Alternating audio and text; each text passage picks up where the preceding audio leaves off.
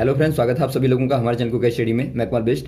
इस वीडियो के माध्यम से दोस्तों आपके यहाँ पर कराऊंगा आर्मी टेक्निकल एनए का दोस्तों फिजिक्स का पार्ट नंबर 21। इससे पहले दोस्तों आपको फिजिक्स के 20 पार्ट कराए जा चुके हैं। भौतिक विज्ञान के दोस्तों आपको 20 भाग महत्वपूर्ण कराए जा चुके हैं, जहाँ पर आपने महत्वपूर्ण क्वेश्चन को देखा और यहाँ पर भी दोस्तों आप महत्वपूर्ण क्वेश्चन देखेंगे जो आपके बार बार पूछे गए हैं और जिनकी दोस्तों बहुत पूछे जाने की संभावनाएं हैं। आराम से आप क्वेश्चन को नोट करेंगे और जो दोस्तों आपको संबंधित क्वेश्चन बताए जाते हैं उनको भी आप लगातार नोट करते रहेंगे, ताकि दोस्तों आपके उनके ज़्यादा आने की संभावनाएं रहती हैं। तो आप आराम से इन्हीं क्वेश्चनों को न करके जो आपको बताए जाएंगे उनको भी दोस्तों आप लगातार नोट करते रहेंगे। तो शुरू करते हैं, क्वेश्चन को देखते हैं दोस्तों। देखिए पहला क्वेश्चन क्या दिखता है दोस्तों आपको, समान गोली का प्रयोग करने पर कौन सी वाली राइफल ज़्यादा धक्का देती है। आपको बताना है दोस्तों, which rifle kick strongly using same bullet in heavy and light rifle. दोस्तों यहाँ पर देखिए आपने दो राइफलों का इस्तेमाल किया है या फिर आप कहें गन का इस्तेमाल किया दोस्तों आपने। एक आपके पास में दोस्तों यहाँ पर हैवी वाली राइफल है, यहाँ पर हैवी वाली राइफल है। दूसरी आपके पास में दोस्तों एक प्रकार की, आप इसको थोड़ा छोटा देख लीजिए, ये आपकी दोस्तों क्या है, लाइटर दोस्तों राइफल है। अब यहाँ पर देखिए दोस्तों इसका मास m मान लीजिए, इसका मास आप m मान लीजिए। जो पीछे को लगने वाला किक होता है दोस्तों, किक कहें या फिर आप कहें दोस्तों धक्का जो होता है वो ज़्यादा किसका होगा आपको बताना है, वो ज़्यादा इसमें होगा या फिर इसमें होगा। इसके लिए दोस्तों आपको क्या देखना पड़ता है, इसके लिए आपको देखना पड़ता है दोस्तों रिकॉइल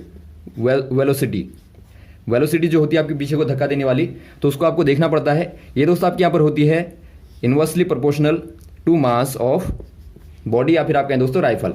यहाँ पर देखिए दोस्तों आपका मास बढ़ेगा तो रिकॉलिंग वेलोसिटी क्या होगी दोस्तों, ये लगातार कम होती रहेगी। तो यहाँ पर आप देखते हैं दोस्तों इसका मास जो है ज़्यादा है और इसका दोस्तों कम है। तो यहाँ पर दोस्तों रिकॉलिंग वेलोसिटी इस वाले की ज़्यादा हो जाएगी और इस वाले की दोस्तों कम हो जाएगी। तो यहाँ पर आप कह देंगे जो आपकी हल्की वाली जो है दोस्तों, जो लाइट राइफल है वो ज़्यादा धक्का देती है, वो ज़्यादा किक करती है। तो यहाँ पर आप कह देंगे दोस्तों लाइटर वाली ज़्यादा किक करेगी। क्यों करेगी दोस्तों, क्योंकि ये हैवी वाली है तो इसको दोस्तों घुमाने के लिए, आपको त्वरित करने के लिए दोस्तों या फिर आप कहें एक्सीलरेट करने के लिए ज़्यादा फोर्स की आवश्यकता होती है। तो इसीलिए दोस्तों ये ज़्यादा धक्का देती है। अगला क्वेश्चन देखिए दोस्तों, एक वस्तु पर 100 न्यूटन का बल 5 सेकंड के लिए आरोपित करने पर वस्तु 20 मीटर पर सेकंड के वेग को प्राप्त करती है, तो वस्तु का द्रव्यमान क्या होगा। अर्थात दोस्तों आपको दिया है a force of 100 newton acting on a body for 5 second, give it a velocity 50 meter per second, calculate the mass of the body. दोस्तों यहाँ पर देखिए आपको क्या दिया है, आपके पास में कोई ऑब्जेक्ट है दोस्तों, आपके पास में कोई बॉडी है, मान लीजिए इसका मास m है और यहाँ पर आपने फोर्स अप्लाई किया दोस्तों 100 न्यूटन का, और यहाँ पर ये क्या करती है, ये दोस्तों 5 सेकंड के लिए फोर्स लगाया जाता है और 20 मीटर पर सेकंड की दोस्तों वेलोसिटी को गेट करता है, प्राप्त करता है। तो इसके लिए क्या करेंगे दोस्तों, आप पहला काम करेंगे, ए को आप निकाल लेंगे, त्वरण को निकाल लेंगे, अर्थात दोस्तों आप एक्सीलरेशन को निकाल लेंगे। तो ए बराबर क्या होता है दोस्तों, वेलोसिटी में चेंज होता है टाइम के साथ में। तो यहाँ पर आप निकालेंगे 20/5, तो यहाँ पर आपको मिलेगा दोस्तों 4 मीटर पर सेकंड का स्क्वायर आपको मिलता है, ए का मान मिलता है। और आप जानते हैं दोस्तों न्यूटन के लॉ से F बराबर ma होता है, तो यहाँ से आपका m बराबर क्या हो जाएगा, F/a हो जाएगा। और F का मान दोस्तों आपका 100 न्यूटन है और बट्टे a का मान आपका 4 है। तो काटने में दोस्तों आपको 25 मिल जाएगा और एक काहे में आएगा दोस्तों, मास है तो किलोग्राम में आ जाएगा। तो ऑप्शन नंबर दोस्तों आपका ए वाला सही हो जाएगा, 25 किलोग्राम। अगला क्वेश्चन देखिए दोस्तों, गर्म करने पर अर्धचालक का प्रतिरोध होता है, आपको बताना है on heating a semiconductor resistance will. दोस्तों यहाँ पर देखिए आपको 3 चीज़ें यहाँ पर दी रहती हैं, एक आपका होता है धातु, एक आपका होता है दोस्तों अधातु और एक आपका होता है उपधातु, या फिर आप कहें दोस्तों मेटल और आपका नॉन मेटल और आपका दोस्तों तो मेटलॉइड होता है, या फिर आप कहें यहाँ पर सेमीकंडक्टर के तौर पर आप इसको देख सकते हैं। तो तीनों का यदि आप ग्राफ देखें दोस्तों, टेम्परेचर के साथ में रेजिस्टेंस का यदि आप ग्राफ देखें, यहाँ पर आप टेम्परेचर को लें और यहाँ पर दोस्तों आप रेजिस्टेंस को लें, प्रतिरोध को लें दोस्तों। तो देखिए पहले धातुओं में क्या होता है दोस्तों, आप जब तापमान को बढ़ाते हैं तो प्रतिरोध में क्या होता है दोस्तों, तो प्रतिरोध में दोस्तों लगातार गेन होता है, इस प्रकार का ग्राफ मिलता है। और वैसे ही दोस्तों यदि आप देखें अधातु में, तो यहाँ भी दोस्तों आप टेम्परेचर के साथ में जब यहाँ पर बढ़ते हैं तो आपको दिखता है इस प्रकार से ग्राफ। तो यहाँ भी आप देखते हैं दोस्तों लगातार धीरे धीरे बढ़ता है। और वैसे ही दोस्तों यदि आप देखें उपधातुओं में या आप सेमीकंडक्टर में देखें दोस्तों में, अर्थात दोस्तों अर्धचालकों में देखें, तो यहाँ पर आपको क्या दिखता है, यहाँ पर आपको दोस्तों ग्राफ इस प्रकार का दिखता है। अर्थात दोस्तों पहले आपका ज़्यादा था, आपने ताप बढ़ाया तो लगातार ये कम होता रहता है। तो आप कह देंगे दोस्तों जो इनके केस में होता है उसका बिल्कुल यहाँ पर अपोजिट होता है। अर्थात दोस्तों यदि आप ताप बढ़ाते हैं तो वहाँ पर प्रतिरोध का मान कम होता है, तो यहाँ पर आप कह देंगे डिक्रीज होता है या फिर आप कहेंगे कम होता है। और वैसे आपको इनका पूछा जाए तो आप कह देंगे दोस्तों वहाँ पर लगातार इंक्रीज होता है। अगला क्वेश्चन देखिए दोस्तों, डायोड वह युक्ति है जो धारा को, आपको बताना है अ diode is a device that allow a current. दोस्तों यहाँ पर देखिए आपको डायोड के बारे में बार बार पूछा जाता है। यदि आप एक डायोड को देखें दोस्तों तो इस प्रकार का सिंबल बना रहता है, यहाँ पर आपका पॉजिटिव और यहाँ पर आपका नेगेटिव। यदि आप इसको देखें दोस्तों अर्धचालकों के माध्यम से यदि आप देखें इसको तो यहाँ पर आपका होता है P और यहाँ पर आपका होता है N और बीच में दोस्तों क्या होता है, एक प्रकार की वॉल होती है। और यहाँ पर आप लगा दें बैटरी को दोस्तों, यहाँ पर आप पॉजिटिव कर दें और यहाँ पर आप नेगेटिव कर दें तो ये आपका बनता है फॉरवर्ड बायस बनता है दोस्तों। और ये केवल एक ही दिशा में दोस्तों लाइट को फ्लो करता है, केवल दोस्तों आपका वन वे दोस्तों आपको क्या मिलती है, करंट मिलती है। और वैसे दोस्तों यदि आप इसको रिवर्स बायस कर दें, यहाँ पर आप नेगेटिव और पॉजिटिव कर दें तो तब भी दोस्तों आपको वन वे डायरेक्शन में दोस्तों करंट मिलती है। तो यहाँ पर आप क्या कह देंगे दोस्तों, जो आपके डायोड होते हैं दोस्तों क्या करते हैं, ये आपके दोस्तों करंट को दोस्तों वन वे में फ्लो करते हैं, अर्थात दोस्तों एक ही दिशा में करंट को फ्लो करते हैं, इसीलिए दोस्तों इनका इस्तेमाल सर्किटों में किया जाता है। तो ऑप्शन नंबर आपका हो जाएगा पहला वाला, फ्लो इन वन डायरेक्शन। और इसी प्रॉपर्टी के कारण दोस्तों इनका इस्तेमाल रेक्टिफायर के तौर पर भी दोस्तों किया जाता है, अर्थात दोस्तों एक प्रकार से आप कहेंगे दिष्टकारी के तौर पर भी किया जाता है। ये दोस्तों लगातार धारा को काहे में बदलते हैं, लगातार दोस्तों आपका दिष्ट धारा में बदल देते हैं। जो आपकी प्रत्यावर्ती धारा होती है, जो आपकी एसी होती है दोस्तों, उसको डीसी में कन्वर्ट करने के लिए भी दोस्तों इनका इस्तेमाल खास तौर पर किया जाता है। तो यहाँ पर आपका हो जाएगा ए वाला। अगला क्वेश्चन देखिए दोस्तों, प्रकाश के लिए कौन सा कथन असत्य है। आपको बताना दोस्तों which statement is wrong for the light. दोस्तों यहाँ पर देखिए आपको लाइट के लिए कौन सा वाला कथन असत्य है आपको बताना है। पहला कथन आपको दिया दोस्तों, it moves faster than the speed of sound. अगला आपको दिया है it can pass through vacuum. अगला आपको दिया है it is a longitudinal wave. अगला आपको दिया है it is a electromagnetic radiation. यदि आप तीनों को देखें दोस्तों, पहला वाला आपको बिल्कुल सही दिया है। जो प्रकाश की चाल होती है दोस्तों वो ध्वनि की चाल से ज़्यादा होती है। यदि आप साउंड की स्पीड को देखें, साउंड की स्पीड को आप देखें दोस्तों एयर में, तो ये क्या होती है दोस्तों, ये आपकी 344 मीटर पर सेकंड के लगभग अप्रोक्स होती है। और वैसे यदि आप देखें दोस्तों लाइट को यदि आप एयर पे देखें तो ये आपकी होती है 3 × 10⁸ मीटर पर सेकंड। तो आप देखते हैं बहुत ज़्यादा होती है इसकी तुलना में। तो ये आपका पहला कथन सही है। अगला देखें दोस्तों, it can pass through vacuum, अर्थात दोस्तों ये निर्वात से, वैक्यूम कहने का मतलब है निर्वात, वैक्यूम से दोस्तों पास होती है। बिल्कुल आपका सही है दोस्तों। आप देखते हैं जो प्रकाश होता है वो वैक्यूम से दोस्तों पास हो जाता है, लेकिन जो ध्वनि होती है दोस्तों, जो साउंड होती है वो वैक्यूम से पास नहीं हो पाती, अर्थात दोस्तों निर्वात से पास नहीं हो पाती, उसके लिए माध्यम की आवश्यकता होती है। और वैसे अगला वाला देखिए दोस्तों, it is a longitudinal wave. यहाँ पर दोस्तों आपका ये वाला कथन गलत है, क्योंकि जो लाइट होती है दोस्तों वो क्या होती है, ये आपकी ट्रांसवर्स होती है दोस्तों, अर्थात ये आपकी अनुप्रस्थ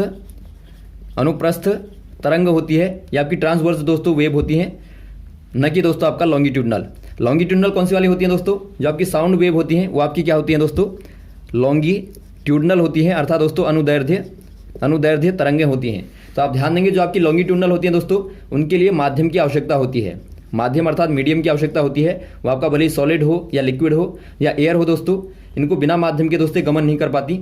जबकि यदि आप अनुप्रस्थ को देखें दोस्तों, ट्रांसवर्स को देखें, ये दोस्तों आपके विदाउट मीडियम भी वैक्यूम में भी ट्रेवल कर पाती हैं। तो यहाँ पर आप देखते हैं दोस्तों थर्ड वाला कथन आपका रॉन्ग है। और आपको चौथा वाला दिया है दोस्तों, it is an electromagnetic radiation. आप जानते हैं दोस्तों क्या होता है, एक प्रकार से वैद्युत चुंबकीय क्या होता है दोस्तों, विकिरण होता है। तो ये भी आपका सही है। तो यहाँ पर आप टिक कर देंगे दोस्तों, ऑप्शन नंबर सी वाला आपको रॉन्ग दिया है।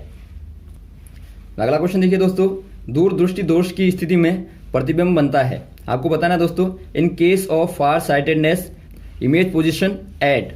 यदि आप देखें दोस्तों, इसको आप फिगर के माध्यम से देखेंगे। यदि आप हमारी आंख को देखें, इस प्रकार से बनी रहती है, यहाँ पर आपका होता है लेंस, और यहाँ पर मान लीजिए दोस्तों कोई ऑब्जेक्ट है और इसका प्रतिबिंब बनता है, कहाँ पर बनेगा दोस्तों, पीछे यहाँ पर बनता है। इसको आप बोलते हैं दोस्तों रेटिना पर बनता है, अर्थात दोस्तों इसको आप रेटिना बोलते हैं। तो यहाँ पर आपकी इमेज बनेगी दोस्तों। अब यहाँ पर देखिए, यदि आपका फार साइटेडनेस की बात करें दोस्तों आप, तो इमेज आपकी यहाँ पर कहाँ पर बनती है, यहाँ पर बनती है। यहाँ पर जो आपका प्रकाश होता है दोस्तों, ये थोड़ा डाइवर्ज हो जाता है, तो यहाँ पर इमेज बनती है, जो कि दोस्तों क्या है, जो आपकी दूर दृष्टि दोष कहलाता है। तो यहाँ पर आप क्या कह देंगे दोस्तों, रेटिना के पीछे बनता है, बैक में बनता है। और वैसे दोस्तों यदि आप बात करें निकट दृष्टि की दोस्तों, तो वहाँ पर क्या होता है, प्रकाश दोस्तों थोड़ा सा यहाँ पर कन्वर्ट हो जाता है, और यहाँ पर दोस्तों रेटिना के फ्रंट पर इमेज बन जाती है। तो आप दोनों को ही याद रखेंगे दोस्तों, निकट वाला कहाँ पर बनेगा, ये आपका फ्रंट पर बनेगा, और वैसे दोस्तों आपका दूर वाला कहाँ पर बनेगा, ये आपका बैक पर बनेगा। तो इसको दूर करने के लिए क्या होगा दोस्तों, यदि आपको इसको दूर करना है जो पीछे बनने वाला है, तो इसको दूर करने के लिए दोस्तों आप क्या करेंगे, यहाँ पर आप कन्वर्ज लेंस का इस्तेमाल करेंगे, अर्थात कन्वर्ज कहने का मतलब है दोस्तों कॉन्वेक्स का इस्तेमाल करेंगे, या फिर आप कहें दोस्तों आप उत्तल लेंस का इस्तेमाल करते हैं। वैसे ही दोस्तों यदि आपको इसको पीछे करना है तो आप क्या करेंगे, थोड़ा सा डाइवर्ज कर देंगे दोस्तों। तो डाइवर्ज करने के लिए दोस्तों आप क्या करेंगे, इसके लिए दोस्तों आप अवतल लेंस का, अवतल या फिर आप कहें दोस्तों डाइवर्जेंट, या फिर आप कहें कॉनकेव लेंस का दोस्तों इस्तेमाल करते हैं। तो इनके बारे में भी बार बार आता है, तो इनको भी आप याद रखेंगे। तो यहाँ पर कौन सा हो जाएगा दोस्तों, तो ऑप्शन नंबर बी वाला हो जाएगा, बिहाइंड द रेटिना। रेटिना के दोस्तों पीछे यहाँ पर आपका इमेज बनती है। अगला क्वेश्चन देखिए दोस्तों, सार्वभौमिक गुरुत्वाकर्षण नियतांक की विमा क्या है। आपको बताना है दोस्तों dimension of universal gravitational constant is. दोस्तों यहाँ पर देखिए आपको मालूम होगा जो ग्रेविटेशनल न्यूटन का लॉ है दोस्तों, न्यूटन का जो आपका ग्रेविटेशनल लॉ है क्या कहता है, एफ बराबर क्या होता है दोस्तों, G(m)/r² होता है। जहां पर r क्या है, दूरी होती है दोस्तों दो पिंडों के बीच की, अर्थात दो बॉडीज के बीच की। जो आपकी डिस्टेंस होती है वो आपकी r होती है, और इनका मास दोस्तों m और m होता है, या फिर आप m1 m2 मान सकते हैं। और वैसे ही दोस्तों आपका g क्या होता है, ये आपका यूनिवर्सल ग्रेविटेशनल कांस्टेंट होता है। तो आप पहले g को निकाल लेंगे, g बराबर क्या हो जाएगा, F(r²/mm) हो जाएगा। अब दोस्तों इनके आप डायमेंशन आराम से निकाल लेंगे। पहले आप निकालेंगे फोर्स की, आप जानते हैं फोर्स की क्या होती है दोस्तों, mLT-2 होती है, इसको आप याद रखेंगे। और वैसे दोस्तों आपका r की क्या हो जाएगी, r चूंकि दोस्तों आपकी दूरी है तो r की दोस्तों l होती है, तो l ऊपर से स्क्वायर है तो आप l के ऊपर 2 लगा देंगे, तो यहाँ पर आपका l² हो जाएगा।